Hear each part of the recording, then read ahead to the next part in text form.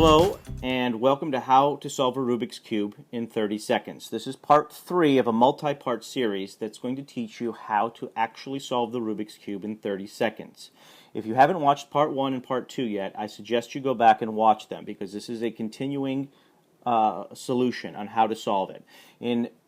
To give a quick recap, in part 1 I talked about how the method was differently. We don't solve by top row, middle row, and bottom row. In this case we solve by X's and O's. I call it, we solve the 8 corners, and then we do all the middles.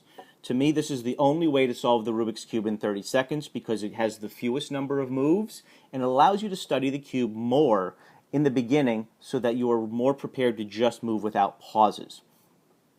In step 1, we learned how to put an X on all sides of the top. That might be fairly obvious for most of you who are really studying this. In part 2, however, we did a move that taught you how to move each piece so that whether or not it was turned correctly, it's actually in the right position. So if you look here, we started with the yellow, so to do the X's, we are working on the bottom side.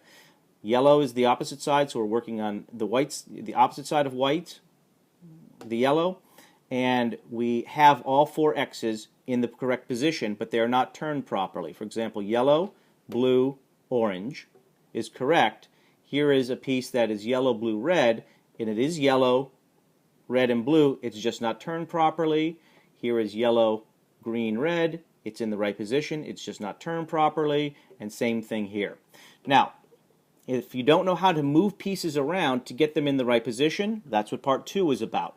Part 3, this part, is about how to turn each of these pieces very quickly so that we actually put the X on it. And by putting the X on it, it will put an X on every side. It will essentially solve all the outside pieces.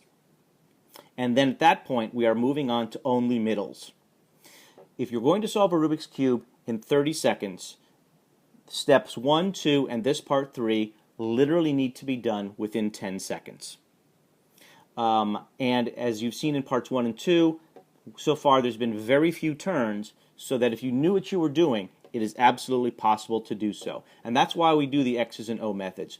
You don't actually have to undo things. People who do the top row, middle row, bottom row method wind up having to then constantly do moves when they get on the bottom that keep putting back what they've done on the top. In this particular case, it doesn't matter because you're only working on the outsides and then you're only working on the insides. So you're never actually messing anything up once you get past it.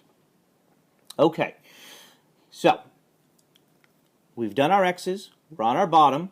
We now look around and we realize that we've done our move to make sure everything is correct. So now we have to do a move that's going to put the X's on the whole thing. Now when you look at the bottom after you've done this move, there's many options. You could just have the one yellow. You could have 2 yellows side by side. You could have diagonal yellows, or you could have no yellows. You will never have 3 yellows, I can promise you that. And for every scenario, there is a different move that actually will give you, in 7 moves or less, the X. I'm going to give you the most common one, and then in my at the end of my series, I'm going to have some extra moves, and you'll be able to see the extra moves. And one of the extra moves I'm going to give you in the series will be how to get X's if it's with two yellows, or 2 yellows this way, or no yellows. Okay, so in this particular case, we have 1. And actually, to take it a step farther, there's 2 ways you could have 1. And 1 yellow, you want to put it in the upper right corner for this move we're going to do. But also I'm going to ask you to look here and ask if the yellow is here. They could have 2 ways. It could have the yellow here, and then this one could be here. Or it could have the yellow here, and it can be up here.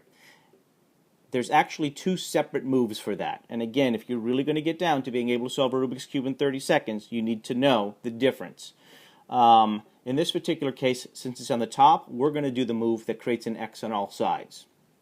You have your X that you did solve in step 1. You're going to put it far away from you so that the side you're solving the X we're putting on the back side now, the yellow, is there. And you're going to do this series of moves.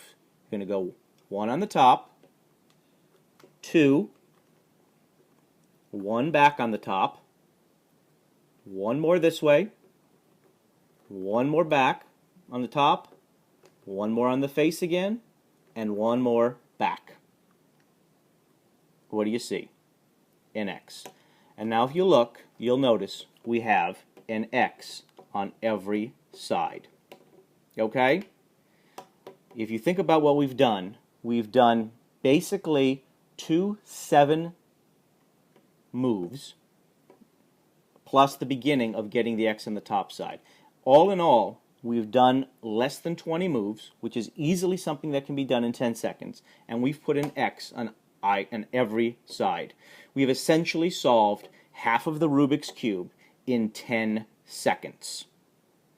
That's crucial, because in the next moves, we're going to move on to the edges. And the great thing about the edges is no matter what you do to the edges, anything you slide around, you are never messing up the fact that you still have your corners in place.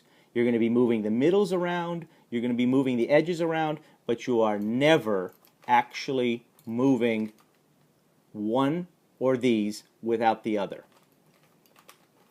You are always maintaining the 8 corners in place all the time. Now, if you want to know how to solve this cube with all of the other moves, I've just showed you the one with one piece and 1 on the top. Check out my other series of videos. But know that there are different combinations. If you really want to get advanced on this, different combinations, all as simple as the one I've showed you, that will put, whether you have 1, 2, 2 diagonally, or none, this quickly into an X form. So now that we have an X on either side, and oh look, I'm just noticing here that it solved the white, but that's more, it didn't solve the white. It just sort of coincidentally put a bunch of white on the top, but as you can see, the whites are wrong. This is irrelevant because in the next step we're going to put everything in the right way. Anyways, please subscribe to my channel. Please keep watching these videos. Go give me a comment, ask me a question. I'm here to help. At the end of this, we will be solving a Rubik's Cube in 30 seconds. See you in part 4.